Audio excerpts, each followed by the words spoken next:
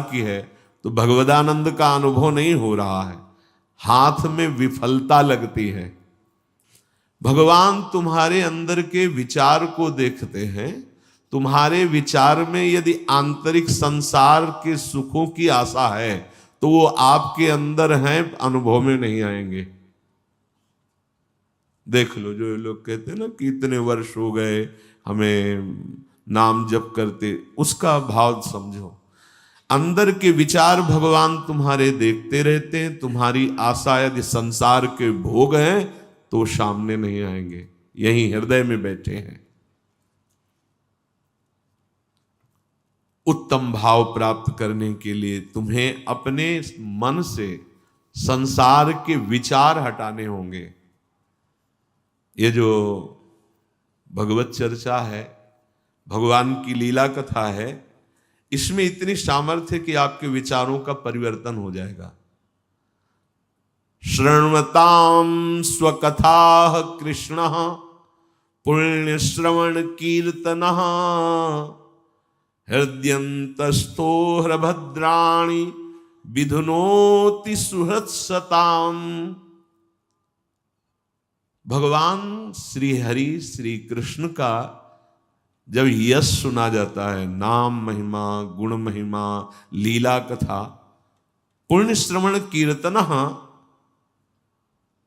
शताम साधु नाम सुहृत हितकारी। भगवान श्री कृष्ण स्वकथा स्वकीय गुणानाम कथा श्रृण्वताम श्रवण परायणानाम अंतस्थ हृदय स्थिता। भगवान श्रवणेन्द्री के द्वारा जाकर उसके हृदय में स्थित हो जाते हैं। भगवान की कथा पुण्य श्रवण कीर्तन परम पुण्य प्रदान करने वाली है। जब हम कानों से भगवान की कथा सुनते हैं, नाम महिमा सुनते हैं, तो भगवान कानों से हमारे हृदय में जाकर प्रकाशित हो जाते हैं। भगवान श्री कृष्ण स्वकथा स्वकीय गुणानाम कथा श्रृण्वताम अंतस्थ हृदय स्थिता। जहां वो हृदय में गए तो सन हृदय स्थितानि अभद्राणि दुर्व्यसन रूपाणि अशुभानि विधनोति विनाशयति दूरी करोति। भगवान श्री कृष्ण कथा सुनने वालों के हृदय में श्रवणेन्द्री के द्वारा जाते हैं और सब व्यसन, सब दुर्वासना, सब पाप कर्म जो हुए उनका नाश कर देते हैं। हृदय स्थितानि अभद्राणि दुर्व्यसन रूपाणि अशुभानि विधनोति विनाशयति। केवल कथा सुनने मात्र से हमारे विचारों का परिवर्तन। बहुत सुंदर बात, भगवान सदैव आपके विचार देखते हैं अंदर के। जब आपके विचार संसार के भोगों के होते हैं, संसार की आशा होती है, तो वो आपके सामने प्रकट नहीं होते हैं। बहुत समय साधन करते हुए भी प्रकट नहीं। तो अंदर के विचारों का परिवर्तन कैसे हो? तो बोले कानों से खूब भगवान की कथा सुनो। प्रभु के नाम महिमा, रूप महिमा, लीला, धाम, गुण ये सुनोगे तो श्रवणेन्द्री से भगवान हृदय में जाएंगे और भगवान हृदय में जाकर सारे व्यसन, अशुभ, पाप इन सब को नष्ट कर देते हैं। जो अभद्राणी हैं, दुर्व्यसन रूपाणी हैं, अशुभानी हैं, वो विधनोति विनाशयति, हृदय को निर्मल कर देते। अर्थात हृदय के विचार अब भगवत स्वरूप होने लगते हैं। पिबन्ति ये भगवत आत्मनः सताम कथामृतं श्रवण पुटेषु संभृतं पुनन्ति ते विषय विदूषिताशयम् ब्रजन्ति तच्चरण सरोरुहान्तिकम्। ये जना सताम भक्तानां मुखात्। जो जन सदैव भक्तों के मुख से भगवता श्री कृष्ण कथामृतम कथा सुधम श्रवण पुटेषु, जो जन भगवान के प्रेमी भक्तों के मुख से भगवान की महिमा चर्चा सुनते रहते हैं, तो ते विषय दूषित आशयम, विषय ही विशेषेण दूषितम मलिनीकृतम। अर्थात जो मन हमारा सदैव विषय चिंतन करते हुए मलिन हो गया था, जहां हम भगवान के प्रेमी भक्तों के मुख से चर्चा सुनी तो भगवान उसके हृदय की वासनाएं नष्ट कर देते हैं। कथा का बहुत बड़ा प्रभाव है।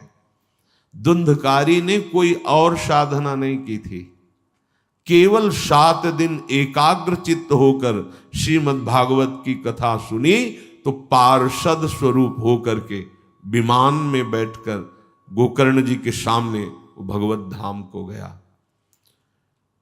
रत्नावती जी ने और कोई साधना नहीं की थी, केवल भगवत चर्चा सुनी। प्रभाव से उनको नाभाजी महाराज ने भक्त भूप कहा है। ऐसा त्याग महारानी होते हुए, सम्माननीय होते हुए मुंडन करा के बैठ गई संतों की सभा में, कोई भय नहीं। भगवत कथा विषय वासनाओं से मलिन अंतःकरण को बहुत जल्दी शुद्ध करती है और हरि के चरण कमलों का अनुभव होने लगता है कि प्रभु के श्री चरणारविंद हृदय में विराजमान है। धर्म स्वनुष्ठिता पुंसाम विश्वक्षेन कथा सुयः नोत्पादयेद यदि रतिम श्रम एव हि केवलम।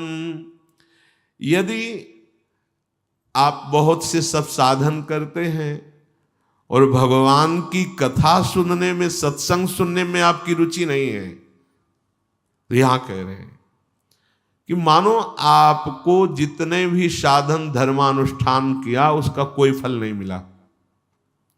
आप बड़े अच्छी साधना कर रहे, ये तो अनुभव की भी बात है।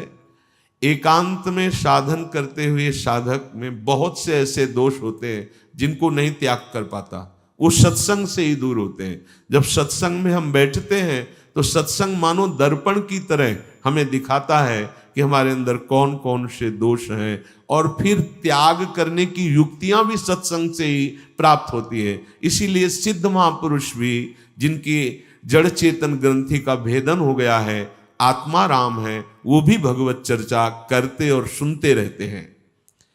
भली भांति साधना का अनुष्ठान, धर्म का अनुष्ठान किया, पर आपको भगवत चर्चा सत्संग सुनने में रुचि नहीं, तो बोले आपके जो साधन आदि के फल हैं वो केवल श्रम ही श्रम है, आपको कोई लाभ नहीं मिला।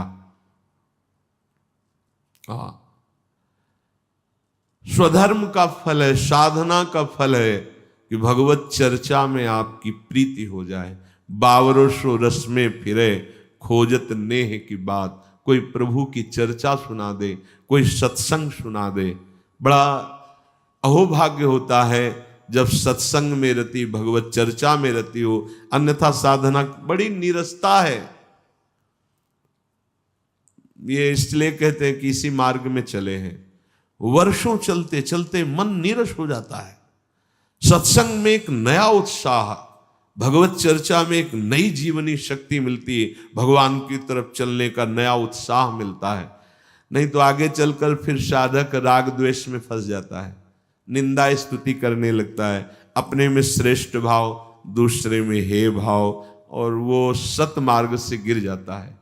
सत्संग ही एक है जो हमारे दोषों का दर्शन कराकर ऐसी युक्तियां जिससे दोष त्याग हो और भगवत चरणारविंद में प्रीति हो। नात्यंतिकम विगणयन्त्यपि ते प्रसादम किम त्वन्यदर्पित भयम भुव उन्नयैस्ते येंग त्वदंग शरणा भवतः कथाया कीर्तन्ते तीर्थ यशसः कुशला रसज्ञा। जिन्होंने पवित्र कीर्त भगवान की कथा सुनने में रुचि कर ली, बड़ी जल्दी कल्याण हो जाता है, बहुत जल्दी मंगल हो जाता है। बस विश्वास कर ले। इसमें खास बात होती है कि आप सत्संग सुन रहे हैं तो आपको ये विश्वास हो जाना चाहिए कि मेरा परम कल्याण निश्चित है। अगर परम कल्याण ना होना होता तो मुझे सत्संग सुनने को ना मिलता, मुझे वृंदावन आने को ना मिलता, मुझे भगवत चर्चा सुनने का सौभाग्य न मिलता। जिन्होंने कीर्तनी पवित्र यश वाले भगवान की मंगलमयी कथाओं के सुनने का व्यसन बना लिया है, देखो सनक सनंदन सनातन सनत कुमार, इनको कौन सी जानकारी की जरूरत है, लेकिन ये हर समय कभी नाम जप में हरिशरणम हरिशरणम, और कभी 3 श्रोता बन जाते हैं और 1 वक्ता बन जाते हैं। कैलाश पर्वत पर 60,000 योजन का वट वृक्ष है। 1 योजन का मतलब 4 कोस होता है। 60,000 योजन, 6 ऋतुएं उस वृक्ष के नीचे हैं। अलग अलग डालों के नीचे अलग अलग ऋतु का प्रभाव, और देवाधिदेव महादेव कथा कह रहे हैं, भगवती अम्बा बैठकर सुन रही। बोलो इनको क्या जरूरत है। समस्त साधनों का सार भगवत कथा रस में हमारी आसक्ति हो जाए, व्यसन बन जाए, तो हमारे विचार बदल जाएं। कभी एकांत में बैठकर भागवत का स्वाध्याय, भगवान के जो भागवत में 10वें स्कंद की लीलाएं हैं उनका रसास्वादन, निकुंज लीला रस में प्रवेश पाना तो बहुत ऊंची बात है। जैसे श्रीमद चतुराशी जी, 42 लीला, केलीमाल जी, महावाणी जी, ये अद्भुत रस है। अगर वहां प्रवेश नहीं हो रहा तो आप 5 अध्याय भागवत के उठाइए, 10वें स्कंद के, और भगवान की लीलाओं के पढ़िए। आप देखिए आपका हृदय बहुत जल्दी पवित्र हो जाएगा।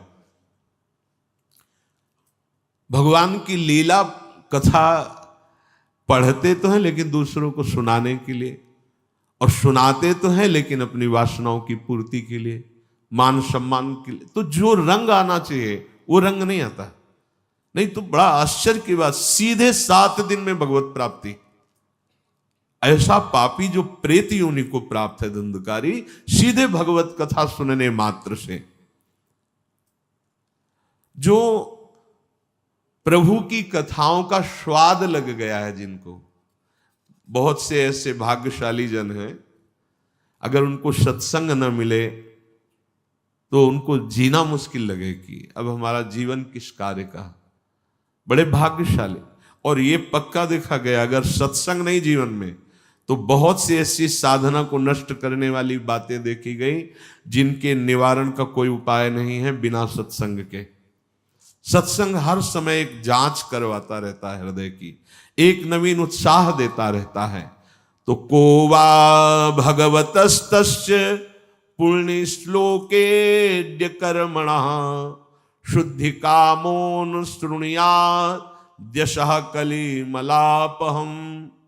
कौन ऐसा उपासक होगा जो भगवत प्राप्ति करना चाहता है पर वो भगवान की चर्चा से प्रीति नहीं करता, सत्संग सुनने की इच्छा नहीं रखता, जो भगवान के यश का श्रवण नहीं करता है, तो कोई भी कर्म कर ले हृदय निर्वासनिक नहीं होता है। ये भगवान की चर्चा से ही होता है। देखो कर्म करने में तो बड़े प्रवीण मथुरा के ब्राह्मण थे, लेकिन उनकी पत्नियां केवल कृष्ण चर्चा सुनती थी। उसी का प्रभाव हुआ कि वो भगवान का साक्षात्कार पाई, और वो कर्मकांडी ब्राह्मण जन एक झलक भी भगवान की नहीं पाए। तो कौन ऐसा उपासक होगा जो कलिमलहारी भगवान के यश का श्रवण न करना चाहे। भगवान के यश का जो ही शब्द हमारे कानों में पहुंचता है तो प्रविष्टा कर्ण रंध्रेण स्वानाम भाव सरोरुहम धुनोति समलम कृष्ण सलिलस्य यथा शरद।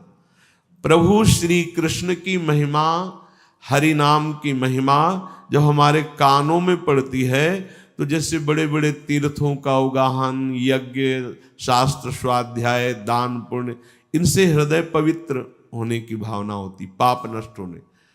तो उनमें इतनी सामर्थ्य नहीं जितने सत्संग के शब्द पवित्र करते हैं। भगवान तीर्थानि व्रतानि यज्ञ छंदांसी ऐसा वर्णन करते हैं कि ये सब वैसा पावन नहीं कर सकते जैसा सत्संग करता है।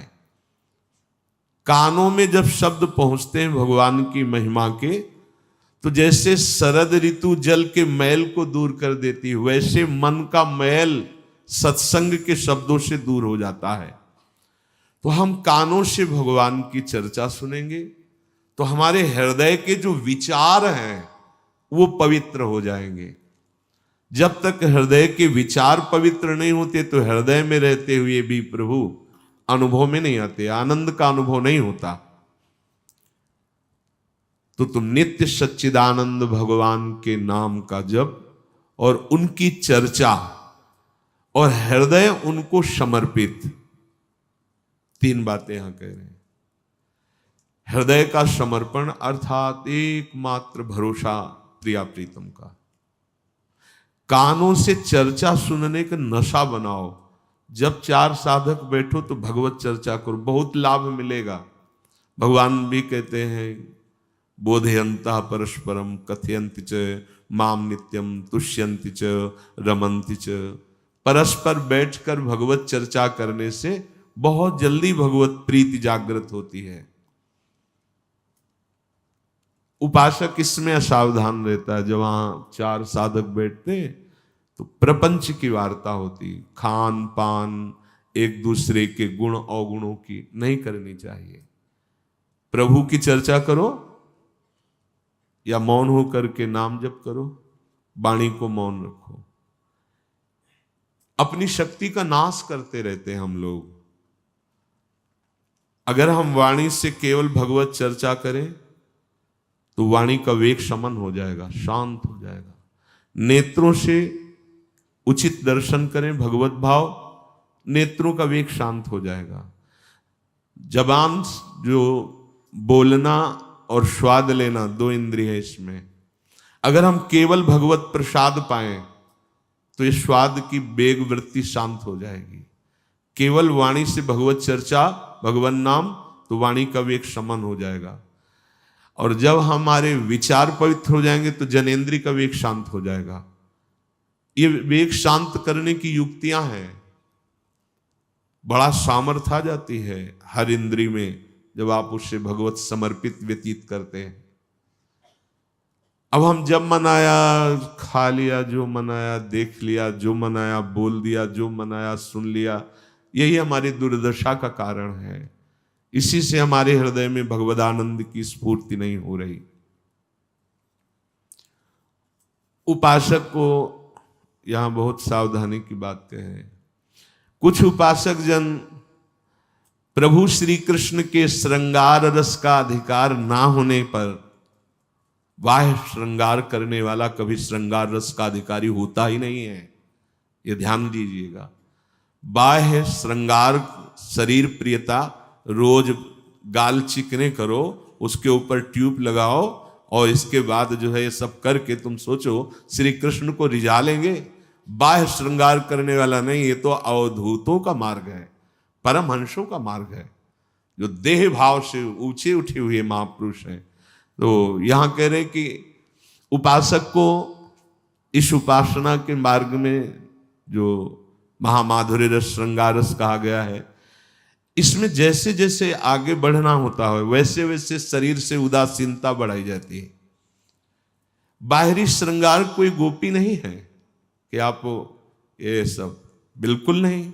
अगर ऐसा है तो भगवान को साक्षी करके देख लो, तुम्हारी भोग विलासता बढ़ रही है, तुम्हारी इंद्रियजन्य भोग विलासता बढ़ रही है, और ऐसे लोगों को नरक की प्राप्ति होती है। जो भगवान के श्रृंगार रस की आड़ में अपनी काम वासना की पूर्ति का खेल खेलते हैं, बहुत होश में हो जाए। ये परमहंसों का रस है। गोपीजन ये सब महान ऋषि हैं, वेद की ऋचाएं हैं, कोई स्त्री नहीं है, आत्मस्वरूप गोपी हैं। परम त्यागमयी वृत्ति, कहीं स्वसुख वांछा लेस मात्र नहीं, देह भाव, वो स्थिति। तो इस मार्ग में चलने वाले उपासक को ऐसे महापुरुष, ऐसे संत जन, ऐसे महाभागवत जन का अनुकरण करना चाहिए, जो प्रिया प्रीतम के प्रति संपूर्ण समर्पित चित्त होकर निर्वासनिक हो गए हैं। नहीं तो काम के द्वारा ठगे जाते हैं, शब्द लिखा है, नहीं तो काम के द्वारा ठगे जाते हैं।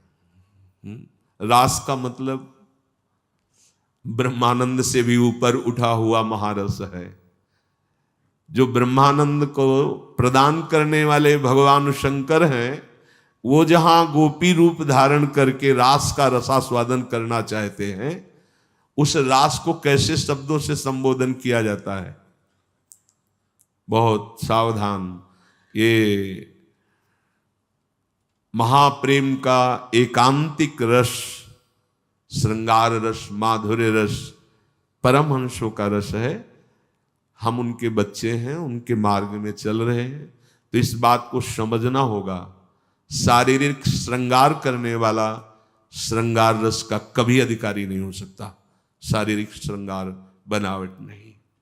प्रभु को रिझाने के लिए अंगूठियां पहनना, ये बाहरी श्रृंगार करना, या इधर उधर अंग प्रत्यंग को स्त्री भाव प्रकट करना, ये नहीं है, ये नहीं है। बाहरी स्त्री वेश श्रृंगार करने से यदि श्री कृष्ण मिलते तो माताओं बहनों को तो जरूर मिल जाते प्रभु ना, क्योंकि उनका तो सब स्वाभाविक शरीर वैसा ही है। ये बनावटी वेश श्रृंगार से श्री कृष्ण प्रसन्न नहीं होते। रज लगाओ, उदासीन वृत्ति रखो, निरंतर नाम जप करो, तो प्रभु के प्रताप से, रसिकों के संग से आपके पता चल जाएगा कि इस देह से रहित भाव देह है, वो है गोपी, वो है नित्य दास, वो है नित्य सहचरी। बहुत भूल में फंस जाते हैं और ऐसी भूल भुलैया प्रकट करते हैं कि बाहरी जो सही मार्ग में चलना भी चाहते हैं उनको भ्रष्ट कर देते हैं। इसलिए राधा कृष्ण की प्रेम उपासना करने वाले रसिकों के संग से अपने शरीर राग को मिटाना प्रथम कर्तव्य है, सजाना नहीं है। आप जब रज लगाएंगे तो रजोगुण नष्ट होगा, और जब पाउडर लगाएंगे तो रजोगुण बढ़ेगा, शरीर आसक्ति बढ़ेगी। केवल दर्पण देखिए तिलक लगाने के लिए, बस। इसको बार बार मत देखिए, ये नारकी गति प्रदान करने वाला है, इसका राग दुर्गति प्रदान करने वाला है, ये तुम नहीं हो। इसको सजाने से श्री कृष्ण नहीं मिलते हैं। बात अंदर की समझो, इसका राग मिटाओ। पांचों भूले दे सुधी, छठे भावना रास की, सत्य मार्ग का अवलंबन। आज बड़ा खिलवाड़ किया जाता है श्रृंगार रस की आड़ में, वासनाओं की पूर्ति। क्या है श्रृंगार रस? जो ब्रह्मानंद में छके हुए जन हैं वो भी ललचाते हैं, वो है श्रृंगार रस। वो कोई सांसारिक संबंध नहीं है, सांसारिक भाव नहीं है।